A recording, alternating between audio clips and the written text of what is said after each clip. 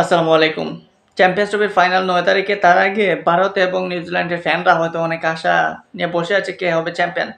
তবে যদি আমরা রোহিত শর্মা অর্থাৎ ভারতীয় ক্যাপ্টেন রোহিত শর্মার কথা বলি তাহলে আলাদাভাবে বলতে হবে রোহিত শর্মাকে নিয়ে আলোচনা করলে অনেক কিছু করা যাবে। আমি যদি বলি তাহলে রোহিত শর্মা কি আসলে ধোনির চেয়ে ভালো ক্যাপ্টেন?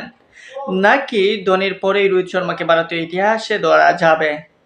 আপনি ২ ভাবে চিন্তা করলে সব দিক থেকে কিন্তু ধোনির চেয়ে রোহিত শর্মাকেও সেরা ভাবতে পারেন, আবার ধোনির পরে রোহিতকেও নিয়ে আসতে পারেন। কারণ রোহিত শর্মা একমাত্র ক্যাপ্টেন যিনি ভারতকে এই রিসেন্টলি প্রত্যেকটা টুর্নামেন্টের ফাইনালে নিয়ে গেছেন।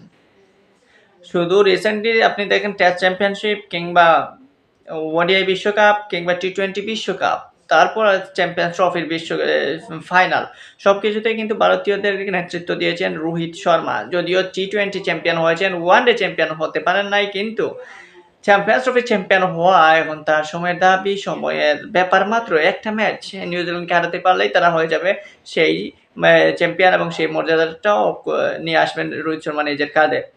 রোহিত গুরুনাথ শর্মা দীর্ঘ একটা লম্বা নাম, কিন্তু সেই লম্বা নামের মতো তার ক্যারিয়ার, ব্যাটিং ক্যারিয়ারও কিন্তু সেই রকম লম্বা। তিনিই কিন্তু সর্বোচ্চ হাইয়েস্ট স্কোরার ওয়ানডে ফরম্যাটে ২৬৪ রান কিন্তু তার ব্যক্তিগত ইনিংস সর্বোচ্চ। তার রেকর্ড কিন্তু এখনো ভাঙতে পারে নাই কেউ।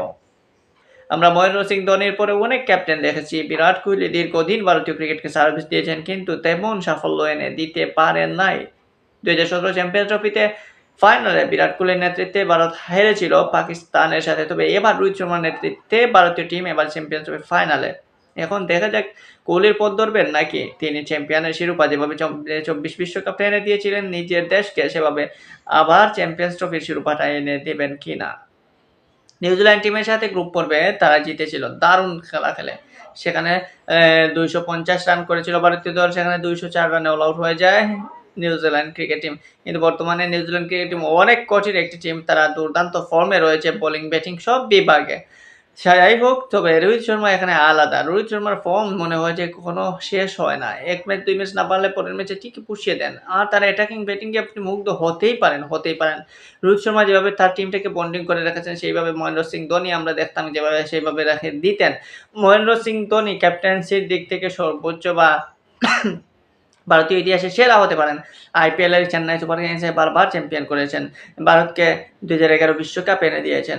ভারতকে টি-20 বিশ্বকাপেও নেতৃত্ব দিয়েছেন, টি-20 বিশ্বকাপে এনে দিয়েছেন। তো রোহিত শর্মা, মহেন্দ্র সিং ধোনি অনন্য। সেই মহেন্দ্র সিং ধোনিকে সাথে পাল্লা দিতে পারেন কিন্তু এই মুহূর্তে রোহিত শর্মা। যদি ২৩ বিশ্বকাপটা নিয়ে নিতে পারতেন তাহলে ধোনির চেয়ে কি কিছু কম হতো?